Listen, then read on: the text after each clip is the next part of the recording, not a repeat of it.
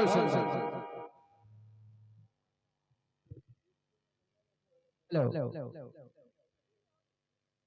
हर चीज मुसफ़्फ़ी सब्र से मांगो, कहना है हर चीज मुसफ़्फ़ी सब्र से मांगो, मिन्नत और खुशामद अदब से मांगो। हर चीज मुसफ़्फ़ी सब्र से मांगो, मिन्नत और खुशामद अदब से मांगो। क्यों गैर के आगे फैलाते हो हाथ, क्यों गैर के आगे फैलाते हो हाथ, अरे बंदे हो अगर रब के तो रब से मांगो। इन मंदिर मस्जिद में खुदा कोई नहीं है, कहना है इन मंदिर मस्जिद में खुदा कोई नहीं है, वह सारों शहरों में आए ढूंढने वालों, कहना है इन मंदिर मस्जिद में खुदा कोई नहीं है, बुत खाने और काबे में छुपा कोई नहीं है, कहना है बुत खाने और काबे में छुपा कोई नहीं है, सारों और शहरों में आए ढूंढने वालों, भगवान के घर दिल के सिवा कोई। इसलिए कहना है नर्तकी कलाकारों की तरफ से गीत हो, चले भाई नर्तकी कलाकार।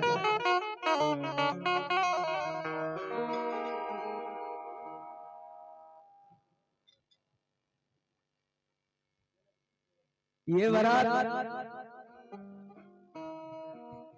जनकपुर से चलकर आई है, नहीं अयोध्या से। अरे यार तू तो घबरा रहा है, अयोध्या से जनकपुर में आई हुई है, यानी बरहाटा से बारात हमारे बघेलवान गांव में आई हुई है, और हम नाच वाले बरहाटा से ही हैं, हम लोग भी बरहाटा से, और इसके लिए बहुत बहुत धन्यवाद। और चलिए नर्तकी कलाकारों का गीत हो। हजारों